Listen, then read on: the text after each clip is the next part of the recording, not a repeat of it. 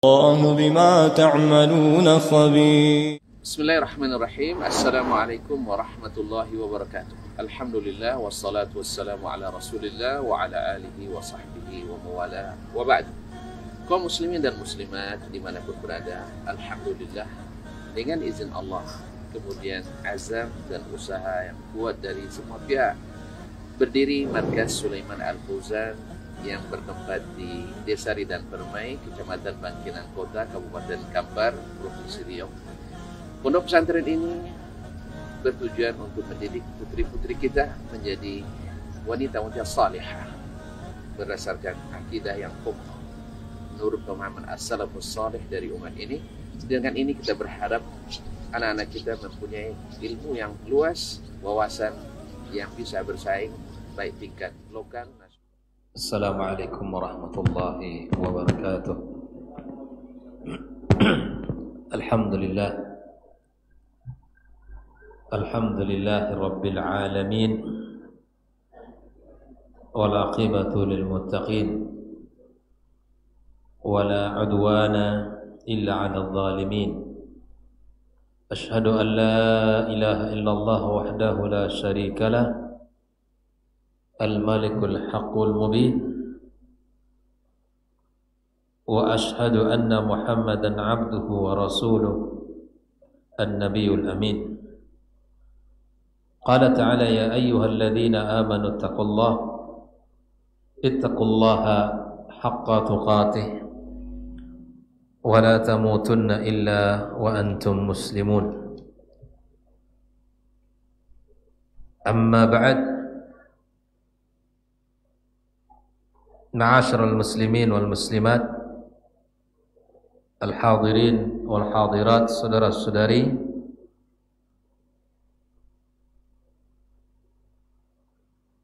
dimanapun berada, rahimani wa rahimakumullah. Kita bersyukur kepada Allah Subhanahu wa ta'ala pada maghrib ini kembali Allah pertemukan kita dalam majlis ilmu membahas tentang perkara-perkara yang sangat penting dalam kehidupan kita. Sebuah amanah besar dari Allah mendidik generasi-generasi kita yang kita harapkan akan menjadi penerus kebaikan kita di masa yang akan datang. Dan tentu tidak ada cara yang paling terbaik untuk kita belajar melainkan kepada manusia terbaik, baginda kita alaihi salatu wassalam. Bagaimana beliau mendidik generasi-generasi awal dengan sentuhan-sentuhan lembut, penuh kasih sayang, pendidikan yang menekankan adab dan keteladanan, menghasilkan generasi-generasi gemilang. Maka inilah yang menjadi tugas kita, belajar kepadanya dan mengambil hikmah dan pelajaran dari setiap sentuhan-sentuhannya. Salat dan salam semoga senantiasa kita ucapkan pula kepada Nabi kita alaihi salatu wassalam. Dia adalah sebaik-baik guru dan dia adalah sebaik-baik orang tua bagi anak dan keluarganya, dan dia adalah sebaik-baik sahabat bagi temannya, kawan dan lawan mencintainya.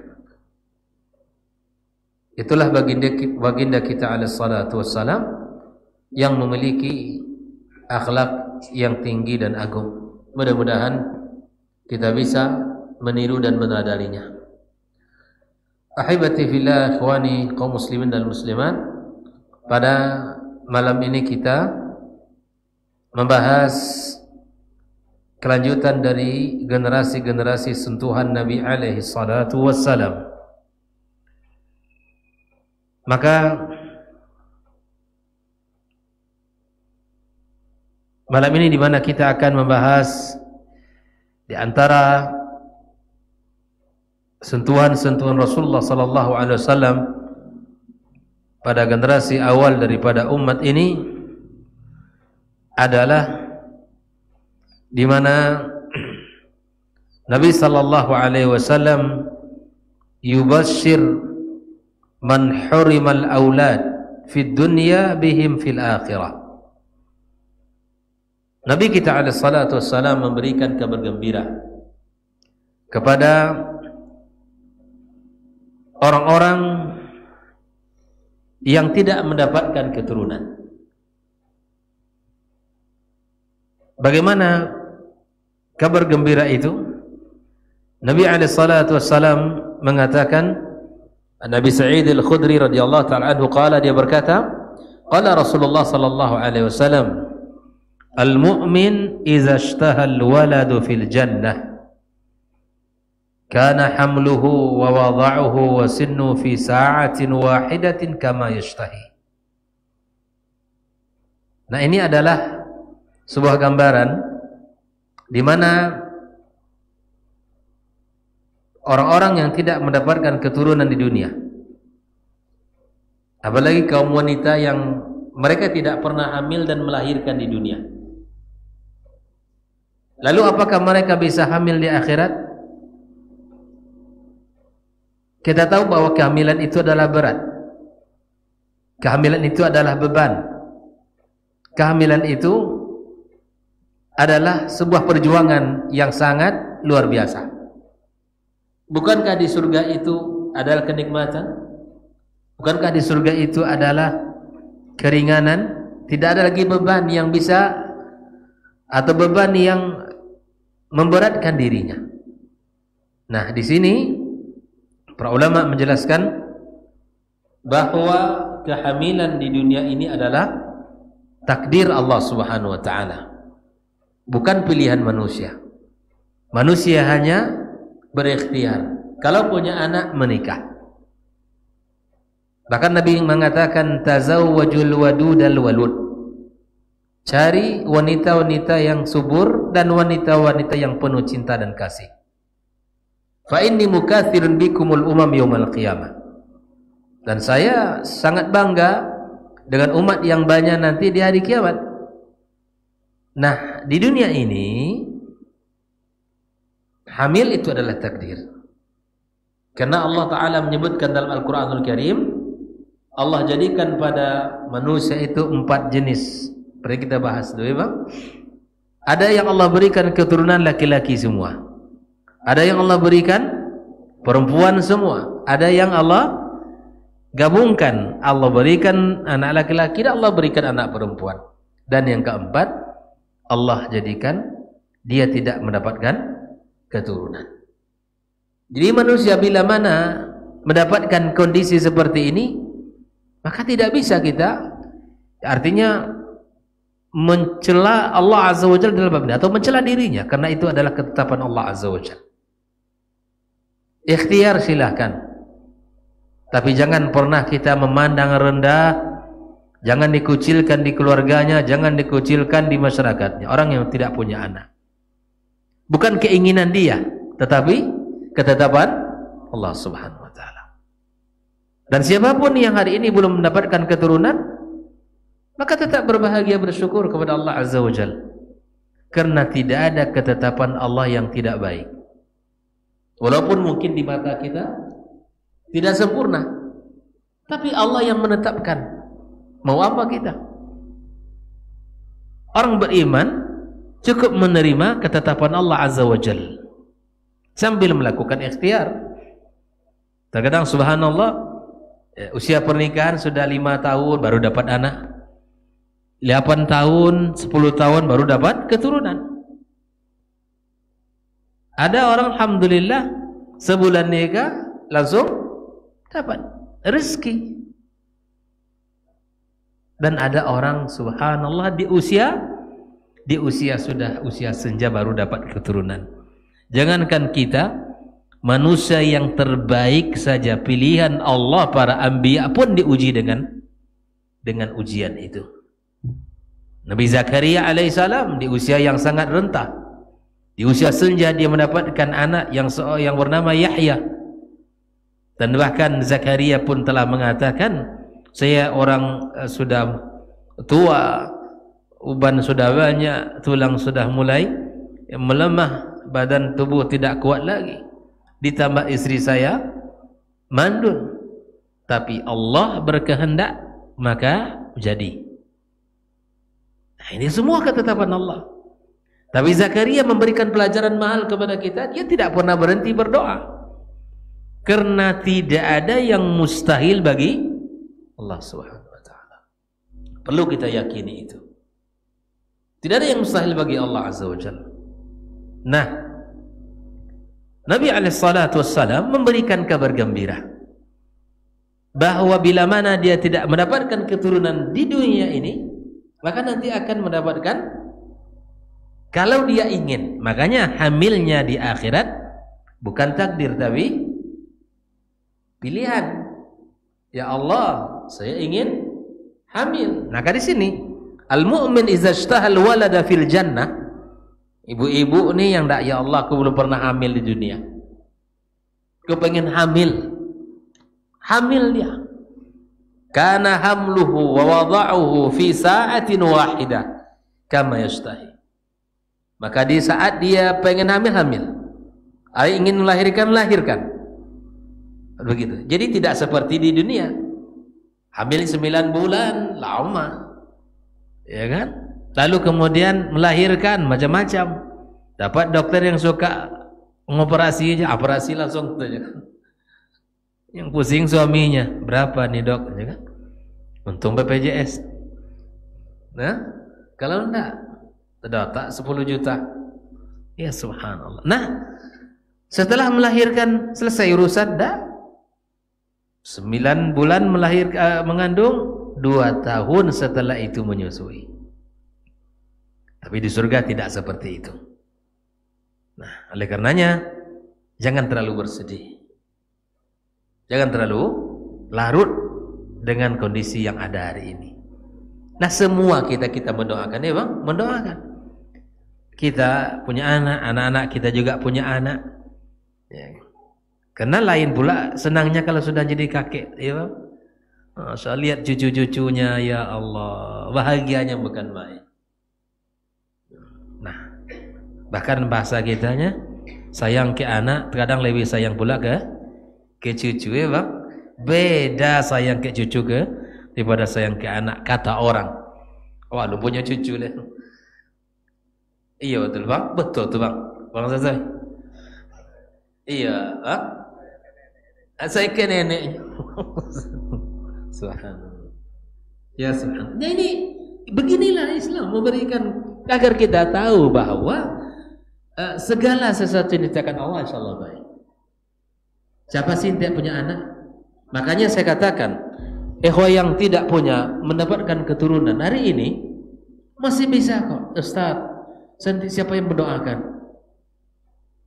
Kalau kita punya kelebihan harta, maka lakukan sesuatu yang bisa dilakukan untuk mendidik anak-anak, keluarganya, sahabatnya, orang-orang sekelilingnya yang tidak mampu dan mau dididik. Gunakan harta yang Allah titipkan. Belajarkan, biayai mereka dalam sekolah dan pendidikan mereka. Ada kalau perlu buat sebuah lembaga, diasramakan mereka, datangkan guru ke situ. Itu bisa dilakukan. Dan saya yakin orang-orang yang telah mendapatkan sentuhan-sentuhan tadi, insya Allah akan mendoakan orang yang telah berbuat ihsan kepadanya. Ya? Oleh kerana qala al-Manawi fi Faid al-Qadir, wa la ta'arad bainahu wa bain khabar al-aql wa qayli bi sarin sahih innal jannata la yakunu fiha walad li'anna dhalika liman lam yashtahi fala yulad lahu amma idza ishtaka fakama bainal hadits kama bayyana al-hadits. Karena ada hadis yang lain menyebutkan di surga enggak ada yang beranak. Sepertinya dua hadis ini kontradiktif. Tapi tidak. Dijelaskan oleh para ulama, hadis yang mengatakan kalau dia punya, kalau ingin. Karena surga itu semuanya balasan. Semuanya adalah keinginan, balasan, Bang. Kalau ingin Allah beri. Kalau dia gak punya anak, saya sudah punya anak dulu di dunia, ya kan? Saya sudah banyak anak saya, alhamdulillah. Saya gak mau lagi punya anak, gak masalah. Kata para ulama hadis, ya, daripada yang disebutkan dengan sanad yang sahih, innal jannata la yakunu fiha walad. Ini bagi orang yang tidak pengen punya anak. Tidak ada masalah. Tidak ada kontradiktif antara dua hadis yang menyebutkan ada nanti kalau di surga, kalau dia pengen punya dapat anak. Tapi prosesnya tidak seperti di dunia. Tidak lama. Ya. Tapi kalau dia ingin, Allah berikan, karena itu bentuk kenikmatan surga Allah Subhanahu wa taala yang Allah berikan kepada siapapun. Amma idza ishtaha fakama bayyana al-hadis. Naam, qultu wa hadha misdaqu qouli Allah taala, dan ini dibenarkan oleh ayat Allah Subhanahu wa taala, wa fiha, dalam surga itu, ma tashtahil anfus wa talazzul a'yun. Di dalam surga itu terdapat apa yang diinginkan oleh jiwa, apa saja yang diinginkan oleh setiap orang di dalam surga, Allah berikan. Ayatnya, semua keinginan. Makanya nanti, ya mungkin kalau di surga, ya Ustaz, ada nggak es krim di surga? Bisa saja, ya kan? Bisa jadi Allah akan berikan. Ada nggak rokok di surga? Ya? Ada rokok surga? Nah, Allah Ta'ala. Ya, di surga tidak ada kecuali yang baik-baik. Kecuali yang, Ustaz, saya di dunia ini ahlul hisab. Ya? Mau nggak? Boleh nggak saya minta di surga nanti tiba-tiba teringat rokok kan? teringat rokok, Ustaz. Nauzubillah. Ini surga tentu yang baik-baik. Ya, yang baik. Maka di sini, maka Allah katakan di dalam surga itu apa yang diinginkan oleh setiap jiwa dan apa yang enak dipandang mata, itu ada. Apa semuanya? Wa antum fiha khalidun, dan kalian kekal di dalamnya. Ikhwah fillah, apakah untuk berita yang seperti ini tidak kita bersungguh-sungguh untuk mendapatkannya? Tidakkah kita serius untuk menggapainya dengan amal saleh kita? Kita berusaha menggapai ridha Allah, ampunannya. Walaupun orang masuk surga bukan karena amalnya, orang masuk surga dengan rahmat Allah Azza wa Jalla, tapi yakinlah bahwa rahmat itu hadir ketika kita dekat dengan Allah Azza wa Jalla. Cara dekat dengan Allah, melakukan perintahnya, menjauhkan seluruh larangannya. Itulah cara yang terbaik. Mencari rezeki yang halal, menanamkan tauhid kepada putra-putrinya, mengajarkan mereka ilmu agama, membimbing mereka dengan pembimbingan yang baik, sekolahkan di tempat yang jelas. Artinya secara akidah, sekolah itu serius mengajarkan akidah yang benar, secara pendidikan adab juga jelas. Semua harus kita perhatikan, karena itu akan menjadi tanggung jawab kita di hari kiamat kelak. Allah Subhanahu wa taala akan menanyakan itu.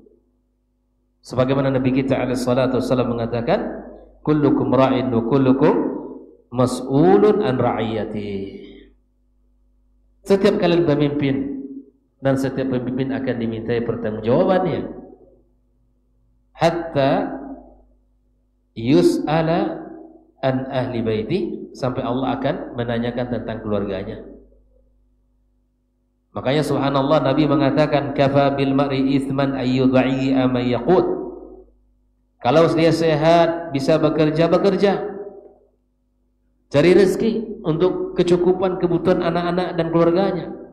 Karena orang yang mengabaikan keluarga, tidak peduli dengan keluarganya, kata Rasulullah SAW, cukup dia berdosa di sisi Allah, mengabaikan putra-putrinya, tidak dididiknya, tidak dibimbingnya, dan tidak pula diberikan kecukupan terhadap kebutuhan-kebutuhannya.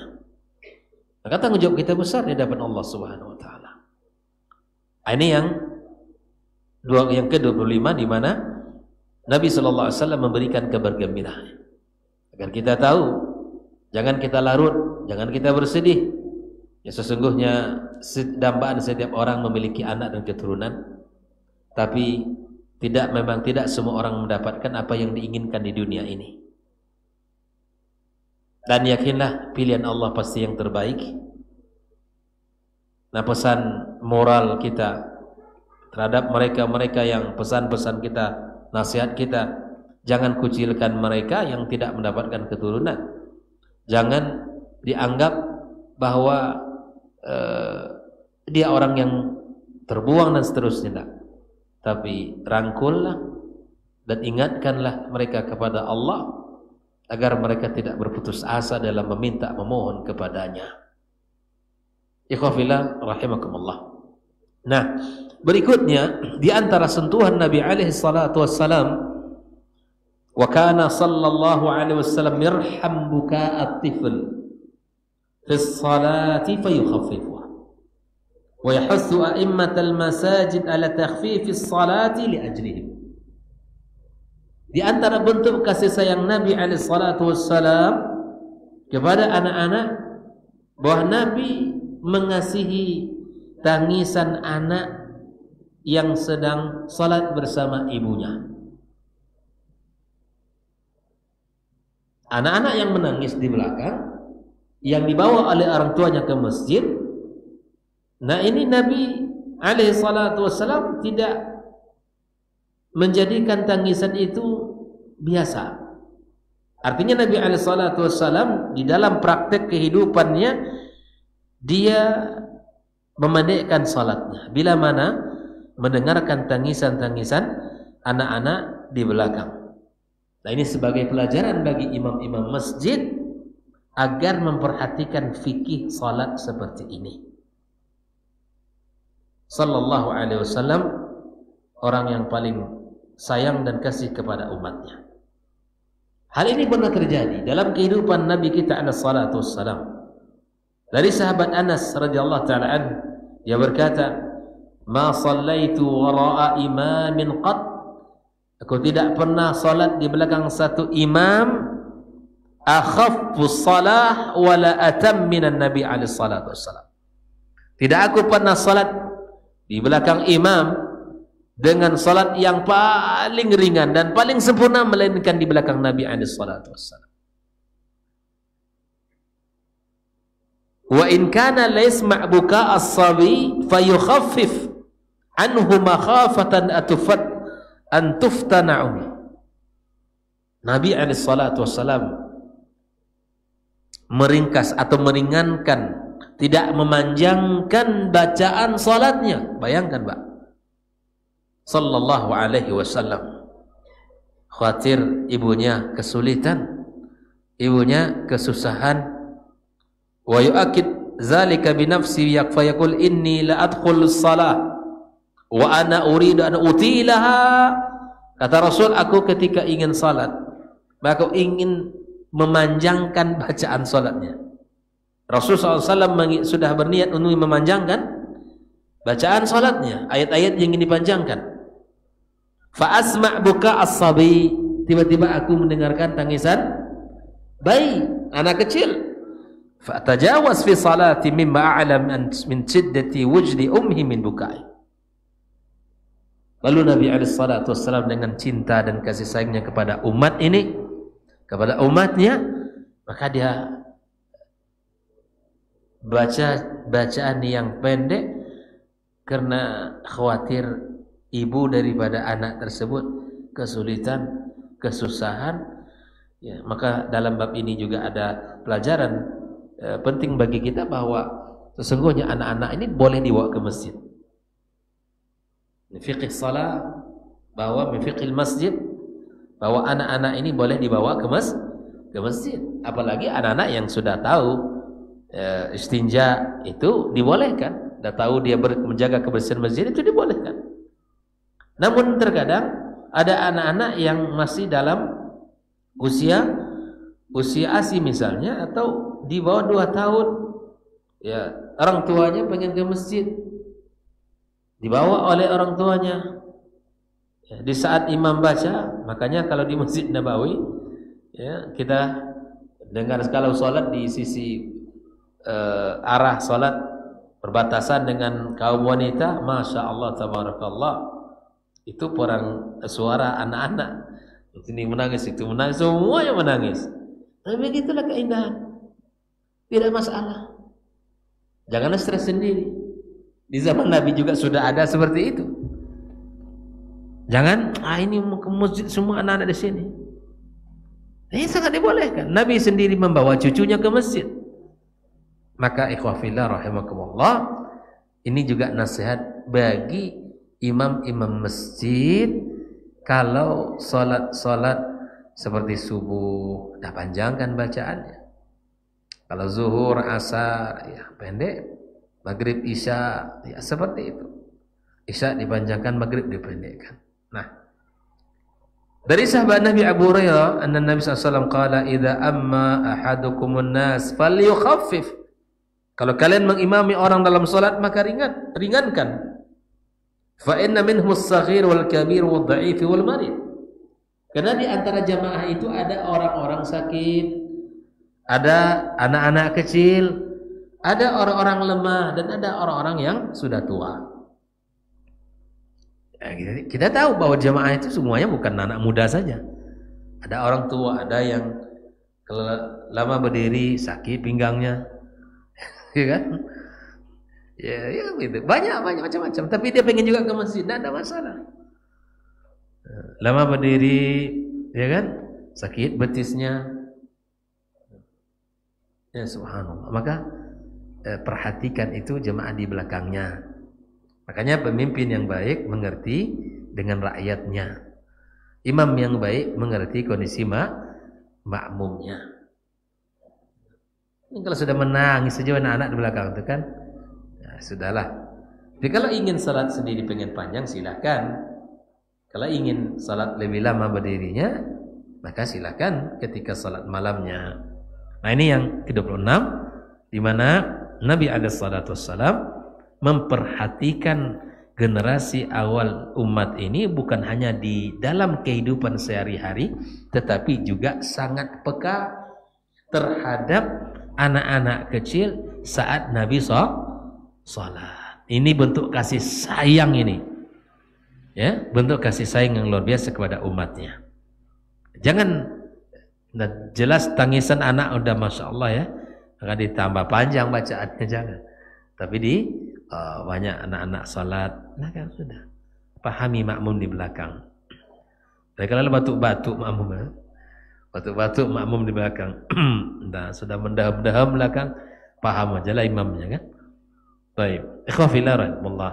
Maka ini diantara fikih yang mesti dipahami oleh seorang imam.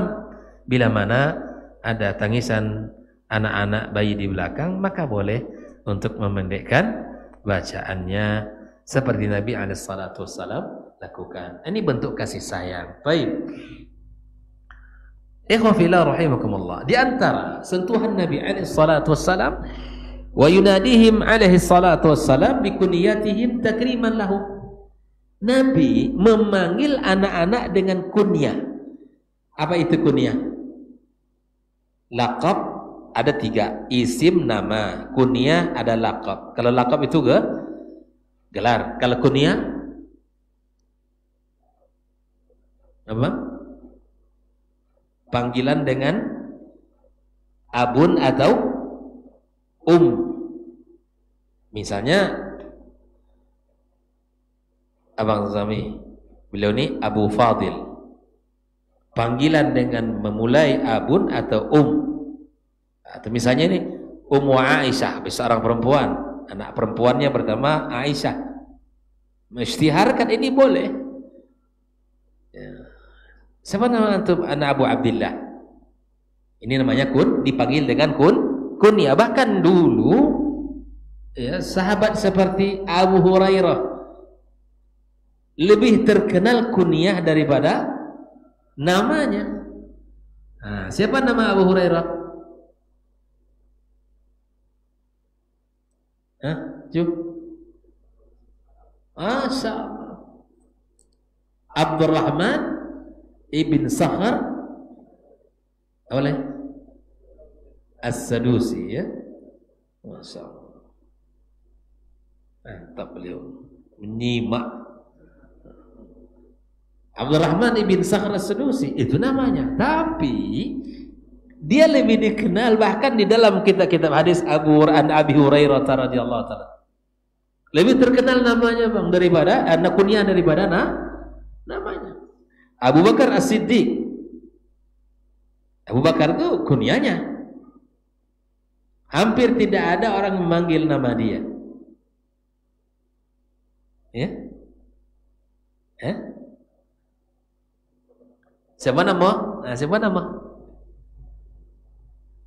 Bapak Abu Bakar.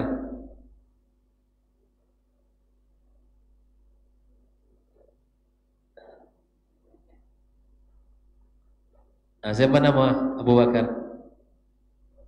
Abdullah ibn Abi Quhafa.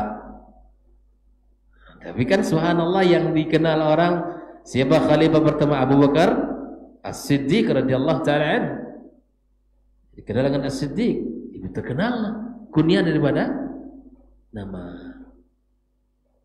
Boleh apa tidak? Boleh. Dan Nabi alaihi salatu wassalam memanggil, ya, di antara bentuk memuliakan anak itu, maka Nabi panggil dengan kunyahnya. Nah, hal ini terjadi, kisah ini dengan saudaranya Anas radhiyallahu taala anhu. Anas ini siapa? Anas bin Malik ini siapa? Pembantu Nabi alaihi salatu wassalam. Ya Allah. Khadimun Nabi alaihi salatu wassalam. Ibunya hebat. Di saat semua orang membawa sesuatu yang dimiliki olehnya di saat Nabi alaihi salatu wassalam datang ke Madinah, tapi dia bawa putranya Anas. Ya Rasulullah, hadza Unais. Yang ini bawa ini, yang ini bawa ini, semua diberikan ke Nabi karena cintanya ke Nabi SAW. Tapi ibunya Anas membawa putranya, anak kesayangannya, dengan memanggil ya Rasulullah, ada Unais. Ini Unais panggilan kesayangannya. Akan berkhidmat kepada kamu. Suruh dia apa yang kau inginkan. Ya Allah. Akhirnya Anas mendapatkan kemuliaan membersamai Rasulullah SAW. Makanya banyak sekali Anas ini meriwayatkan hadis-hadis tentang akhlak Rasul sallallahu alaihi wasallam. Yang meriwayatkan hadis bahwa Nabi sallallahu alaihi wasallam tidak pernah memukul itu Anas.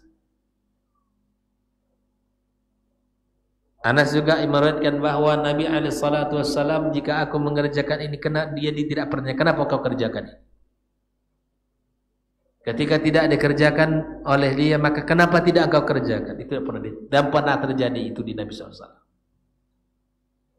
Akhlak yang luar biasa. Maka Anas radhiyallahu taala menceritakan, kana Rasulullah SAW ahsanun nasi khuluqan. Yang meriwayatkan dari situ Anas, Nabi adalah orang yang paling terbaik akhlaknya. Sallallahu alaihi wasallam. Orang yang paling terbaik akhlaknya. Wa kana li akhun yuqalu lahu Abu Umair. Saya punya saudara namanya Abu Umair. Dipanggil oleh Nabi SAW dengan panggilan Abu Umair. Qala ahsibuhu Fatiman. Ketika itu masih kecil lah, masih usia menyusui. Sudah selesai usia 2 tahun ke atas. Wa kana idza jaa ayun Nabi sallallahu alaihi wasallam qala ya Aba Umair. Nabi kalau datang ke rumahnya Anas, bertemu dengan saudaranya Anas, maka Nabi memanggil ya Aba Umair. Aba Umair atau Abu Umair itu saudaranya Anas radhiyallahu taala anhu. Nabi sudah memanggil dengan panggilan kunyah kepada anak kecil. Inna nida' lil tifil bi kunyatihi yarfa' ma'nawiyat. Anak kecil kalau dipanggil dengan panggilan itu akan mengangkat maknawinya, akan mengangkat dirinya, merasa bangga, semangat, dihormati, merasa diakui, diberikan panggilan yang indah. Itu akan membuat anak itu akan semakin kuat kepribadiannya. Wa yaj'alu ashaddu hubban li muallimihi wa murabbih. Anak kalau dipanggil dengan panggilan baik atau berinteraksi dengan murid, atau seorang guru berinteraksi dengan murid dengan cara yang baik, maka murid akan teringat kebaikan guru. Pak, sering saya sampaikan ini. Ketika memberikan nasihat di hadapan para guru, kalimat-kalimat, pelajaran-pelajaran nasihat-nasihat bisa dilupakan oleh anak-anak didik kita. Begitu juga anak-anak kita. Nasihat-nasihat kita, petuah-petuah kita mungkin bisa diingat, bisa dilupakan oleh mereka, atau terlupakan oleh mereka. Tapi satu hal yang tidak pernah mereka lupakan. Apa yang tidak pernah mereka lupakan? Bagaimana cara kita memperlakukannya. Tidak bisa lupa tuh, ya? Para guru, ilmu yang diajarkan kepada murid-muridnya, mungkin murid-muridnya bisa ingat dan bisa jadi lupa dengan apa yang telah disampaikan oleh gurunya. Tapi seorang murid tak akan lupa bagaimana guru memperlakukan seorang murid. Bagaimana lisan guru, bagaimana sikap guru memperlakukan dia, tak akan pernah lupa dalam hidupnya. Maka ini sering sampaikan, berhati-hati di dalam berkata, berucap, bertindak. Murid yang baik, jangan engkau berikan sanksi karena ada temannya yang melanggar. Ini zalim. Murid yang berprestasi, jangan dikasih sanksi karena ada sahabat dan temannya yang tidak mau belajar. Makanya kalau ada guru di satu kelas, ya kan, ada misalnya guru satu kelas dihukum satu kelas karena ada 2 atau 1 anak yang melanggar. Misalnya semua rajin belajar, murid 30 orang satu kelas. Ada 1 orang yang tidur, semua berdiri. Bingung orang-orang yang sedang belajar, kenapa berdiri Pak? Semuanya push up. Kenapa kami push up Pak? Karena ada kawan kamu yang tidur. Ini guru zalim. Jiwa karsa. Ini guru zalim. Apa zalim? Zalim karena dia menghukum semua santrinya. Yang salah diberikan hukuman, yang tidak salah tidak boleh diberikan hukuman. Karena anak akan merasa apa? Kenapa saya dihukum? Saya tidak ada salah. Kenapa saya membawa beban dosa teman dia yang salah? Maka dia akan merasa percuma saya menjadi orang disiplin, menjadi orang yang baik, rajin belajar, kok saya juga dihukum karena kesalahan temannya. Maka seorang guru harus cerdas. Dulu kalau pesantren Bang, terlambat ke masjid, ya kan? Lambat ke masjid, awaklah dulu ke masjid. Lah duduk di desak pertama dalam masjid, baca Quran, baca buku. Ada teman kita yang satu kamar masih main-main di asrama. Orang sudah azan, peraturan sekolah, pondok pesantren, azan semua santri di masjid. Ada 2-3 santri yang sedang mandi-mandi masih di asrama. Oh, habis isya dikumpulkan semuanya oleh musyrik. Kamar satu ngumpul semua depan asrama. Sudah masing-masing ya mengambil posisi siap. Lalu anak disuruh squat jam lah, push up lah. Tentu bingung anak yang tidak bersalah tadi. Apa salah saya Ustaz? Kok saya dihukum? Oh, teman kamu tadi masih teman kamu ketika ketika azan sudah kumandangkan dia masih mandi-mandi. Lah kenapa kami dihukum dia yang terlambat? Nah, dikira oleh gurunya kalau nanti dihukum semua akan disiplin semuanya. Zalim. Yang salah ya salah. Bukan seperti itulah konsep pendidikan Islam. Justru yang baik, yang berprestasi, yang taat, yang sopan itu diberikan reward, bukan punishment. Yang salah diberikan hukum. Maka sama dengan anak kita, Pak. Anak kita salah di rumah, jangan semuanya diceramai.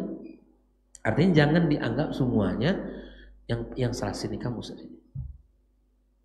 Masing-masing merasa yang abang bilang adik salah, yang adik bilang abang salah. Panggil kedua-duanya. Seperti apa ceritanya? Berhati-hati di dalam memberikan hukuman. Karena itu berbahaya. Anak kalau sudah luka di hatinya, ini merasa saya ini terzalimi. Mungkin dia tidak akan. Nah, disinilah akan teringat pelajaran-pelajaran selama ini yang kita sampaikan di kelas. Anak tidak ingat lagi. Tetapi yang diingatnya wajah ustaz. Kalau nampak wajah ustaz tuh, ke ustaz yang menyuruh apa push up dulu. Ambo tidak salah sekali, menusu je push up. Apa yang teringat?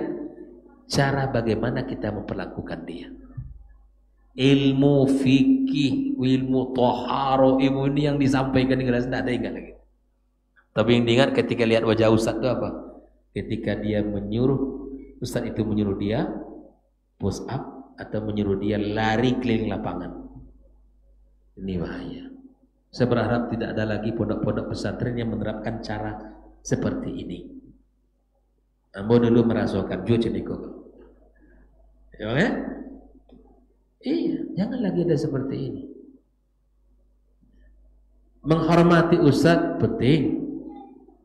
Beradab kepada ustaz utama. Karena adab itu adalah merupakan 2/3-nya ilmu itu. Artinya bila mana adab tidak ada, maka 2/3 ilmu itu hilang. Tapi beradab kepada guru tidak menjadi hamba. Paham? Beradab kepada guru bukan seperti seorang hamba. Ya. Kita lihat dari ini. Atau seorang guru, murid itu adalah anak didik yang mendapatkan sentuhan-sentuhan mulia. Kau membaik jeruk, ditendang jeruk dah. Kasih jeruk ke murid-murid dengan seperti menendang bola kasti. Ini murid-murid yang sedang belajar. Yarfa'illahu alladhina amanu minkum walladhina utul ilma darajat. Ngasih makanan ya seperti mengasih hewan. Auzubillah. Guru-guru ya, yang subhanallah terkadang melampaui batas dalam bersikap. Tapi bila ini disampaikan, maka seringnya orang membela dirinya. Yang seharusnya salah, ya salah. Muhasabah dong. Jangan membela diri. Saya melihat video itu ngasih buah, mesti jeruk, ditendangnya jeruk sama ustaznya. Seperti nendang bola kasti, anak baca buku di depan. La haula wala quwwata illa billah. Atau di lantai seperti dia melemparkan bola. Murid di situ lemparnya ke lantai. Ya, ini murid-murid, ini anak-anak kamu. Dan dia akan memperlakukan orang lain seperti mana dia diperlakukan oleh gurunya. Azan. Baik, kita dengarkan azan. Silakan.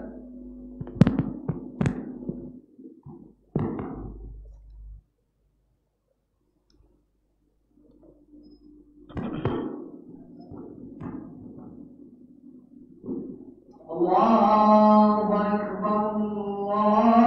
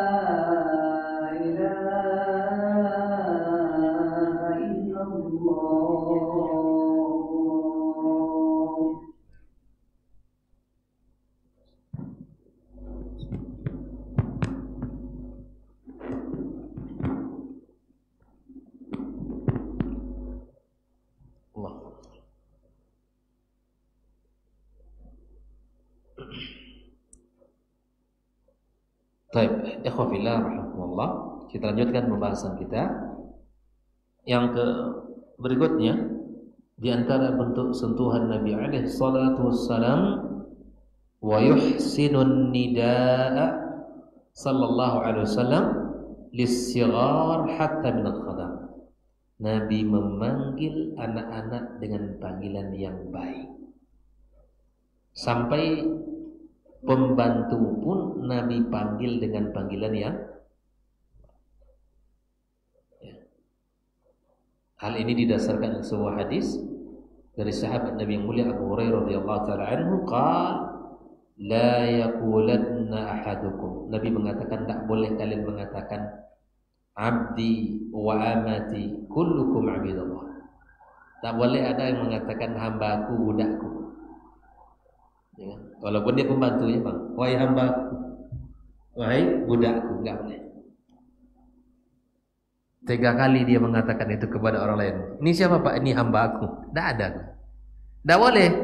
Juga katakan abid, kullukum abidullah, kan semua kalian hamba Allah. Semua kalian hamba Allah, kata Nabi sallallahu alaihi wasallam.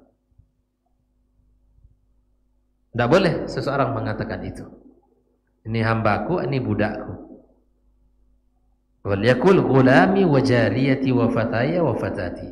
Bilang ini adalah anakku, anak laki-lakiku, ini anak perempuanku. Ini adalah anak bujangku, ini anak-anak gadisku. Sebut orang itu dengan panggilan yang baik. Misalnya apa bahasa yang menyenangkan dia. Ini asisten. Ini adalah tim dan lain sebagainya. Gunakan kalimat-kalimat itu. Lau ya'malun nas bihadzal adab lartahatil bashariyah. Andaikan manusia mengamalkan adab ini, cara memanggil orang, maka jiwa akan merasa tenang. Fa kulluna abidullah wa kullu nisa'ina ima Allah walakin al-hamqa la yafhamun.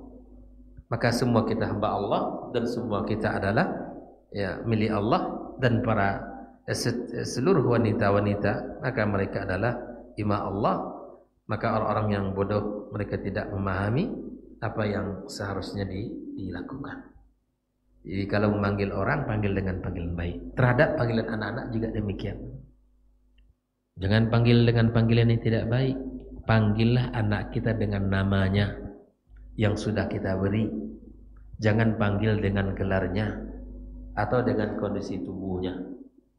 Teman-teman anak yang nomor yang sekian misalnya hitam, panggil ya oke, dipanggil warna kulitnya. Si hitam, sini dulu gitu kan. Si hitam lah dipanggil. Ya Bang? Atau anak yang nomor sekiannya agak kurus gitu ya Bang, dipanggil dengan, janganlah ya, panggil dengan panggilan kerempeng lah, ada macam-macam. Panggillah dengan panggilan yang baik. Apakah iya betul? Misalnya ada entah di wajahnya hitam, entah di alisnya, telinganya, dipanggil dengan tompel dan seterusnya. Jangan. Ini kan membuat anak bersedih dengan panggilan-panggilan seperti itu. Panggillah dengan panggilan yang baik, yang menyenangkan hatinya, yang membahagiakan diri dan jiwanya. Panggillah wahai Ananda, wahai sayang Abi, sayang Umi. Panggil dengan panggilan yang baik. Panggil namanya. Panggil namanya. Misalnya itu tadi. Kalau yang kurus dipanggil ini, kalau yang agak gemuk dipanggil ini. Kalau warna kulitnya agak berbeda dengan saudaranya, lah dipanggil dengan kulitnya. Atau misalnya keriting aja semua rambutnya, ya kan? Panggil dengan keriting. Panggillah dengan namanya. Panggillah dengan apa yang sudah kita beri. Sempurnakan penyebutannya. Nah, jangan kita memanggil dengan panggilan yang tidak baik. Nama itu kan untuk digunakan sebagai panggilan di mana dia orang-orang, nama itu adalah doa agar orang-orang memanggil anak kita dengan panggilan yang baik. Jangan kita memanggil dengan panggilan yang tidak. Nah, di antara sentuhan Nabi alaihi salatu wassalam, wa yahmiluhum fi salatihi. Nabi itu juga menggendong putranya, putrinya, cucu-cucunya di dalam salat. Boleh Nabi melakukan itu. Andaikan imam kita di masjid ini dia punya anak, anaknya mau ikut ke masjid, nangis dia. Sudah siapkan anaknya, bersihkan, kemudian pakaikan yang bisa menjaga dari kotorannya, pakaikan pampers dia. Maka kalau anaknya dibawa oleh dia, boleh. Seperti mana Nabi katakan, Abdullah bin Shaddad berkata, kharaja alaina Rasulullah fi ihda salatayil isya. Nabi itu di saat salat pada salah satu salat isya, hamil Hasan atau Husain. Dia membawa cucunya Hasan atau tidak begitu. Apakah Hasan atau Husain?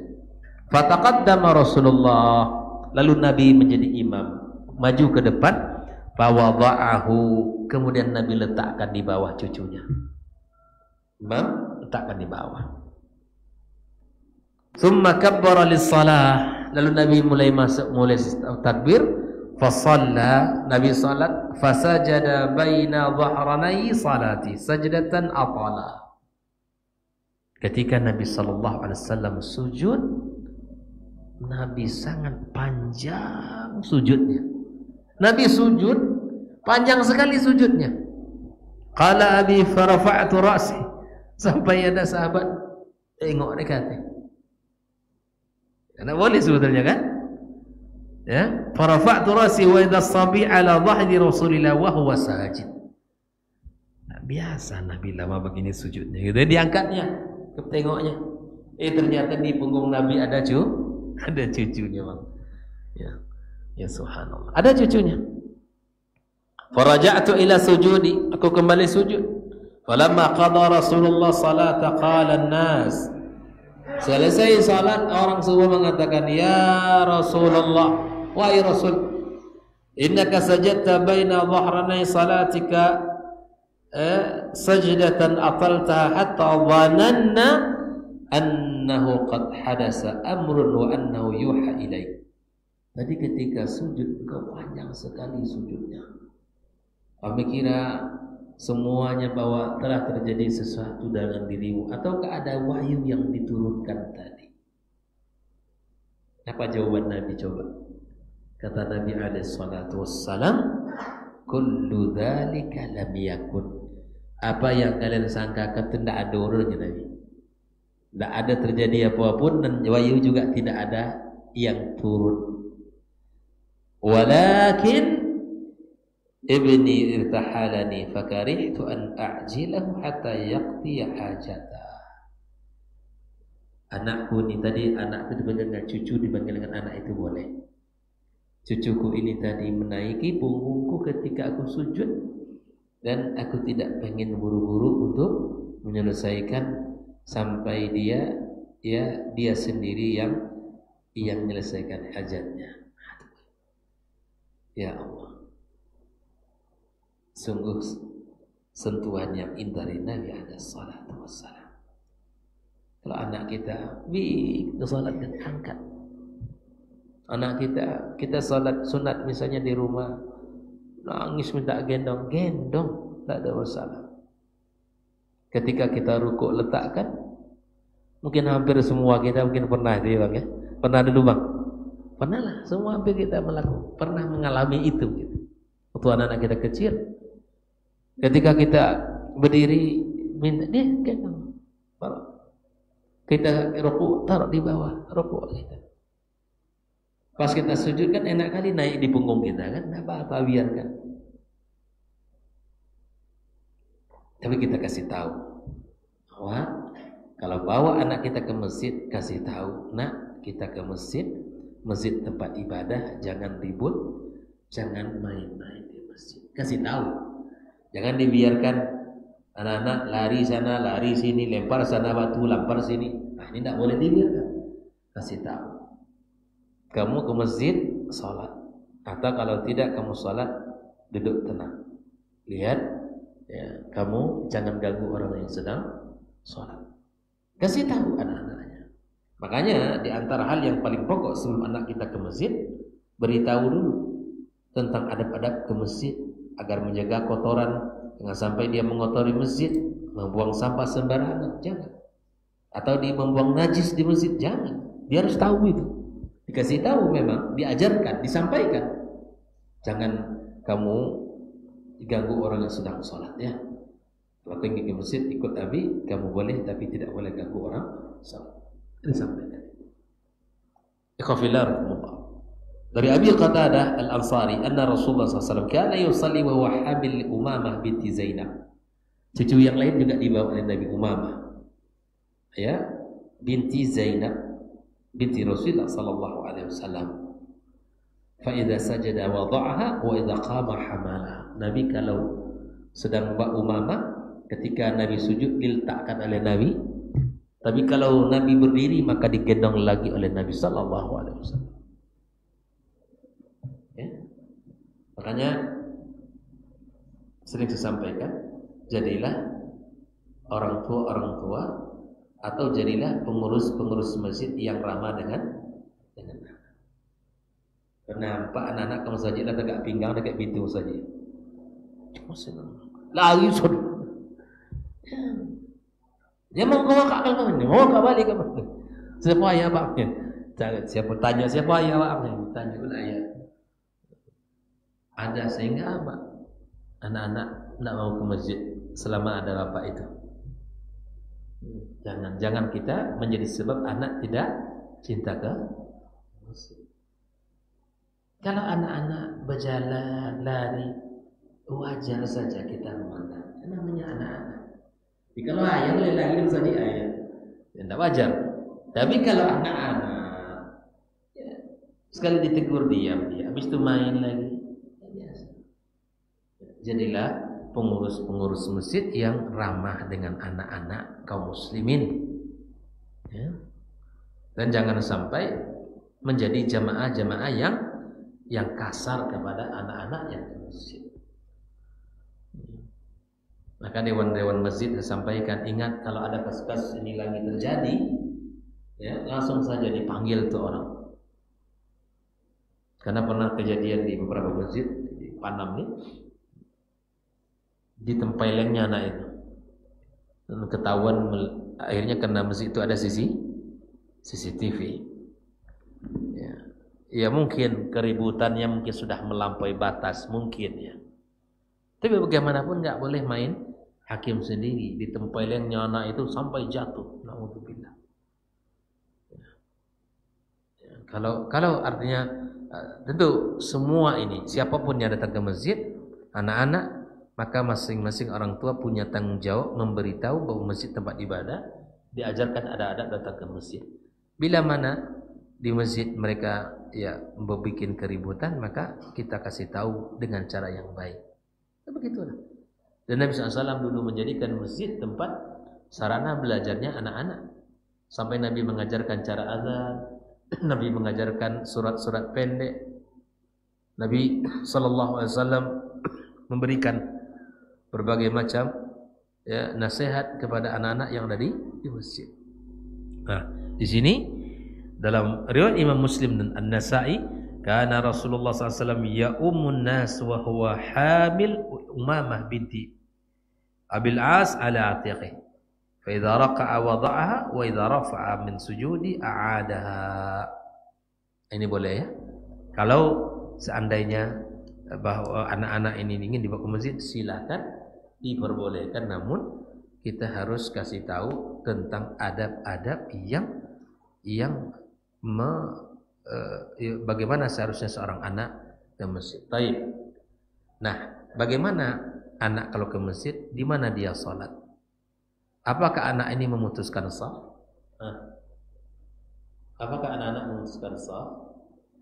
Bila mana anak-anak ini sudah mampu melaksanakan ibadah sholatnya, dan dia tidak main-main, tidak keluar main, tidak keluar masuk sholat, keluar lari masuk lagi, maka anak-anak boleh dia berada di saf kita, orang-orang dewasa, tapi dengan syarat anak-anak tadi telah bisa melaksanakan ibadah sholatnya.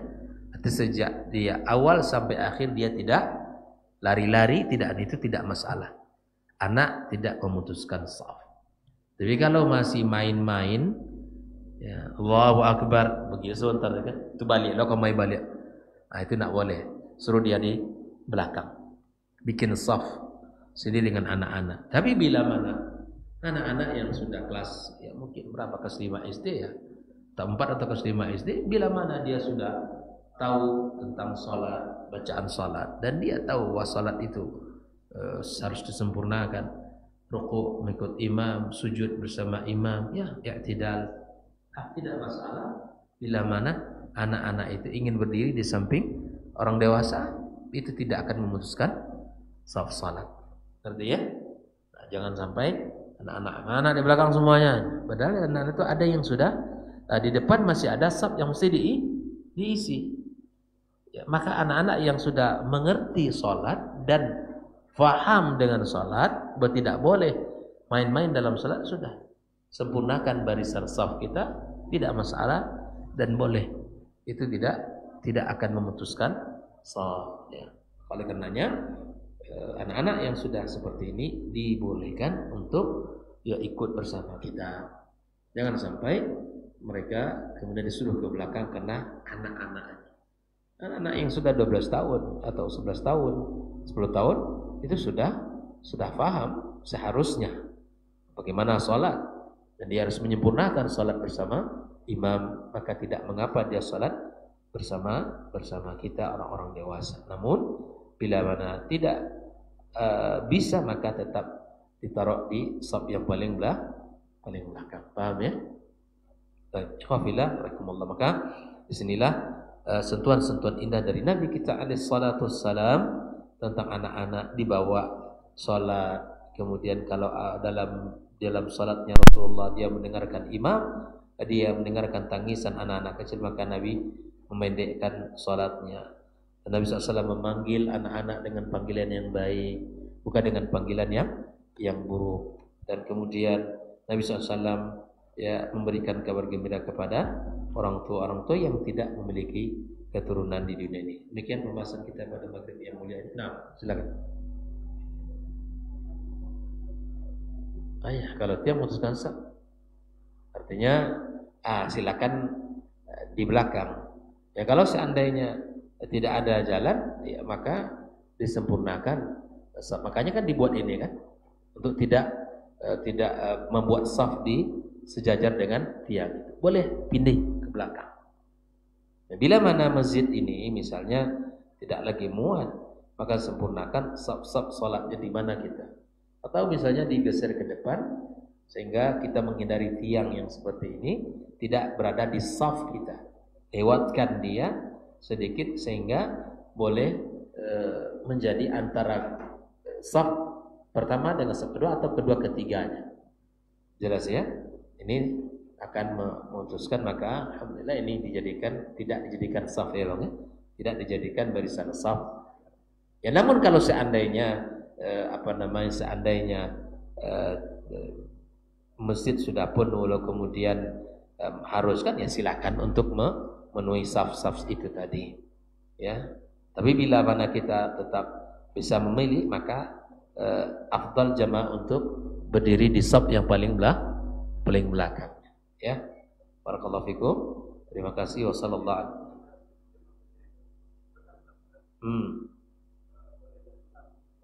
Ya itu putus bang, itu putus bang.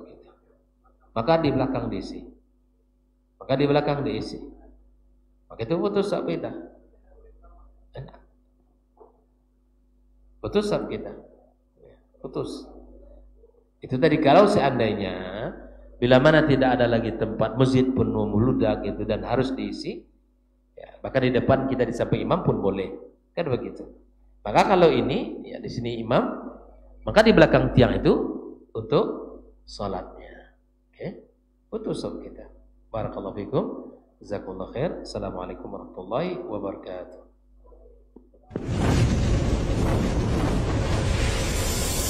Baba TV Sunnah, belajar